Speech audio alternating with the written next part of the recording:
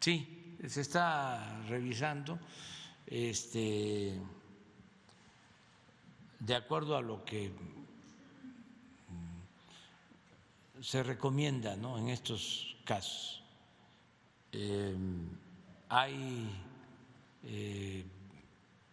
manejo politiquero de un partido que está promoviendo amparos para que se vacune. No hay ningún problema. Nosotros, si un juez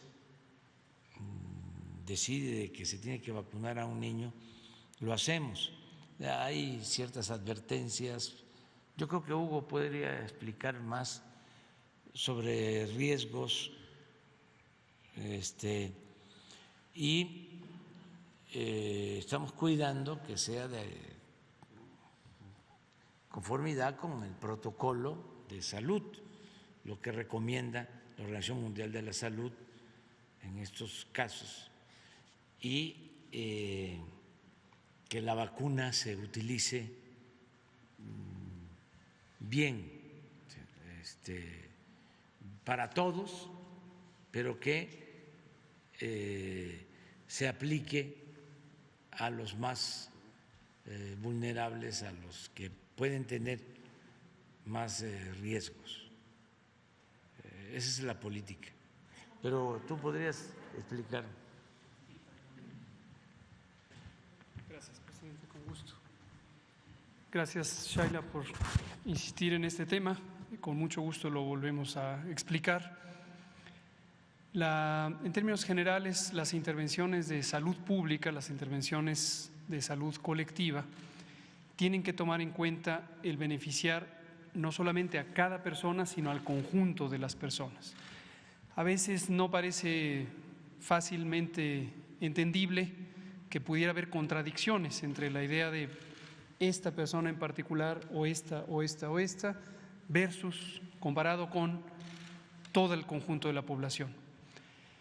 Pero estas diferencias existen. Pueden haber situaciones en donde hay que pensar en el conjunto de la población porque es la manera en que se aprovecha más ampliamente la protección de una intervención de salud, en este caso las vacunas. La Organización Mundial de la Salud y diversas comunidades técnicas y científicas de la salud pública en el mundo, y desde luego nosotros también lo analizamos con el apoyo de distintas comunidades académicas del país, todas hemos identificado cuál es la distribución del riesgo, de la probabilidad de tener complicaciones por COVID. COVID, como también hemos comentado desde que empezó la epidemia, es una enfermedad en donde la enorme mayoría, afortunadamente la enorme mayoría de las personas que se infectan por el virus SARS-CoV-2 no tienen enfermedad grave, cerca del 85–87%. Lo que tienen una enfermedad leve, se autolimita, se resuelve espontáneamente por la respuesta del propio organismo. Pero hay un 15–12% que sí puede tener enfermedad de importancia, llegar a ser hospitalizada o desafortunadamente morir, como ha ocurrido en todo el mundo. Ahora, ¿quién tiene la mayor probabilidad de morir o de resultar hospitalizada o de requerir intubación? Las personas adultas, particularmente a partir de los 45 años en adelante, 46, 47, 48, hasta los 100 años o más. Conforme aumenta la edad, aumenta la probabilidad de que haya complicaciones. Por debajo de los 45 años, la probabilidad es todavía más baja, y más baja, y más baja, y más baja. Y el mínimo de probabilidad de complicación está precisamente en las personas, en los niños de 5 a 10 años. Tienen el mínimo riesgo de todo el riesgo posible de tener complicaciones. ¿Qué debe hacer uno cuando piensa científica, técnicamente en la salud pública? Debe cuidar que un recurso como la vacuna se utilice prioritariamente en las personas que tienen la mayor probabilidad de complicarse, porque cuanto más pronto uno proteja a esas personas, más pronto uno disminuye el peligro y más ampliamente disminuye uno el peligro. Si por presión social o por interés de grupo uno empezara a dispersar el esfuerzo en México, en cualquier otro país, entonces no se lograría el impacto que se puede tener de una intervención como la vacunación contra el virus SARS-CoV-2. Nunca hemos tenido resistencia u oposición a proteger a nadie. Nos interesa que todos, todas estén protegidos. Pero efectivamente la distorsión que se ha hecho en los medios, y desafortunadamente a veces eso crea un cerco informativo y la población se confunde porque le dan información falsa, torcida, distorsionada, nos quieren hacer aparecer como que somos Herodes casi, que no queremos a los niñas y niños. Eso es absurdo, eso no tiene ningún sentido. Pero tenemos que cuidar que el beneficio sea el más grande. Entonces, en este momento seguimos priorizando a los grupos de edad que tienen el mayor riesgo, como lo definimos desde el 8 de diciembre de 2021, cuando presentamos, de 2020, perdón, cuando presentamos aquí el programa de vacunación. Y esto es exactamente compatible con lo que hasta este minuto recomienda la Organización Mundial de la Salud, la Organización Panamericana de la Salud. Y si ustedes revisan los planes o las estrategias de vacunación de la mayoría de los países, van a encontrar la misma lógica técnica. Ahora, un último elemento, el jurídico.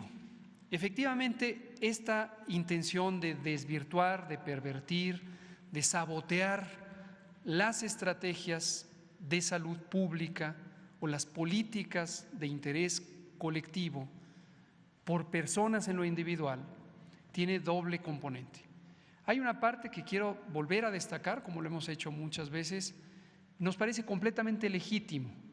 Una mamá, un papá, un abuelo, abuela, cualquier familiar que vea a su hijo de manera directa y dice: yo quiero que mi hija, mi hijo estén protegidos. Totalmente legítimo, entendible, es un sentimiento natural, muy noble. No tenemos nada en contra de eso. Lo que sí nos parece muy lamentable es que haya grupos de oportunistas que por razones económicas o por razones políticas o por lucimiento estén cazando prácticamente a personas que tienen ese noble sentimiento, familias, para estarlas estimulando a hacer estos amparos y llegar a resoluciones judiciales. Hoy es 22 de febrero, precisamente hace 3 años, el 22 de febrero de 2019, la Suprema Corte de Justicia de la Nación estableció una tesis de jurisprudencia. Esto quiere decir un pronunciamiento, una sentencia que ha sido repetida y se establece ya como un criterio general. Esa tesis de jurisprudencia, por cierto, lo he mencionado muchas veces, me llama la atención que ningún medio de comunicación le haya interesado investigar sobre qué es eso. Pero hoy es 22 de febrero, hace 3 años la Suprema Corte estableció formalmente 2 perspectivas, 2 dimensiones del derecho a la protección de la salud. El derecho individual, que es más comúnmente identificado, y es cada uno de nosotros tenemos derecho a que se nos proteja nuestra salud, en lo individual. Pero la Suprema Corte de Justicia reconoció que hay otra dimensión y es la colectiva, la grupal. Y no solo eso, sino que estableció que si en algún momento entran en contradicción, lo grupal, lo colectivo, lo poblacional, tiene precedente. Precisamente porque también en términos jurídicos, si no hubiera un criterio general, a capricho o a capacidad de persuasión de los casos individuales, se estarían desviando las políticas, los programas, las estrategias que protegen al conjunto. Hace 3 años lo estableció la Suprema Corte de Justicia. A ver si alguien tiene curiosidad e investiga y revisa exactamente por qué también en términos jurídicos estamos procediendo conforme a la ley. Gracias, subsecretario. Nada más para precisar, Mi pregunta es si cuando ya se terminen de vacunar, en vacuna de refuerzo a los grupos prioritarios, si están analizando que siguieran los niños de 5 años en adelante. Y también el presidente mencionó que están viendo o han visto algunos riesgos en la vacuna, o sea que ha sido como, si nos pudiera ahondar un poquito en eso. Gracias. Qué bueno. Gracias, Shaila Rosagel, por retomar este tema. Y espero que esto pase el cerco informativo, pero desde luego a través de ustedes. No tengo mucha esperanza que en los medios corporativos, como los que señalaba el presidente, vamos a encontrar esto. Seguramente lo que vamos a ver mañana en el encabezado es: López-Gatell insiste en que no se vacunen a los niños. Cuando uno piensa en una intervención de salud, la que sea, hay que sopesar dos elementos: el beneficio y el posible riesgo que pudiera conllevar. El beneficio está en proteger frente a, pensemos en esto, en el COVID, la probabilidad de tener enfermedad grave. Ya dijimos que si nos vamos a niñas, niños de 5 a 10 años, su riesgo es muy bajo. Entonces, la probabilidad de que haya beneficio es pequeña, porque el riesgo de entrada es muy bajo. Entonces, ya no agrega mucho más el vacunar. Las personas, las familias que de manera muy legítima tienen la preocupación por sus hijos, les vuelvo a decir con todo aprecio y respeto, no piensen en que las niñas y niños tienen el mismo riesgo que hemos visto y que nos ha marcado a todos con tristeza de las defunciones, las hospitalizaciones que ocurren en las personas adultas.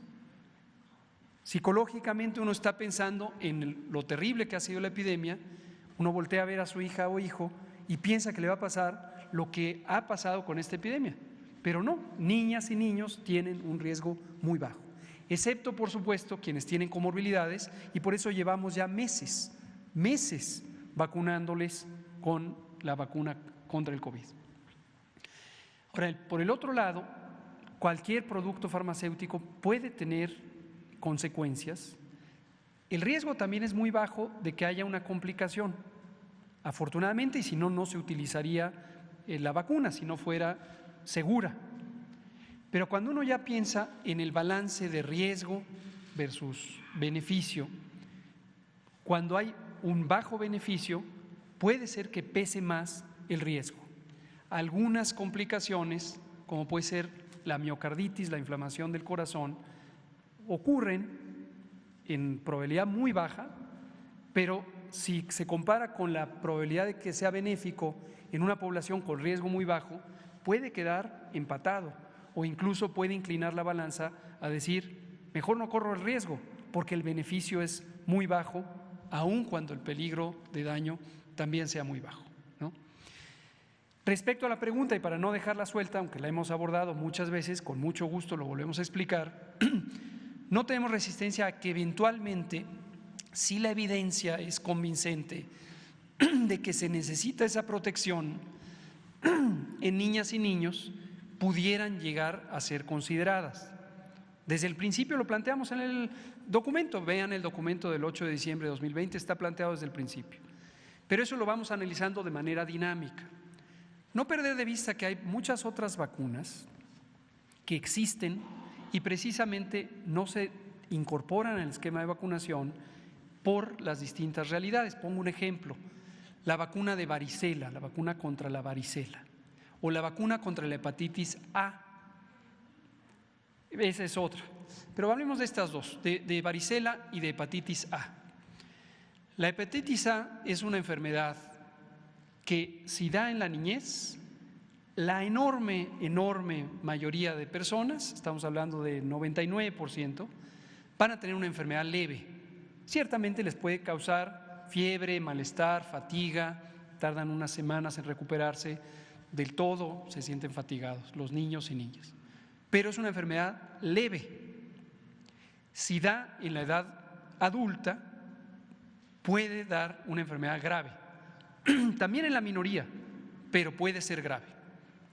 Sin embargo, cuando uno considera la perspectiva poblacional, colectiva, uno puede identificar que la utilidad de la vacuna es muy baja, porque la gran mayoría de las personas en México ya tienen anticuerpos contra hepatitis A después de los 15 años.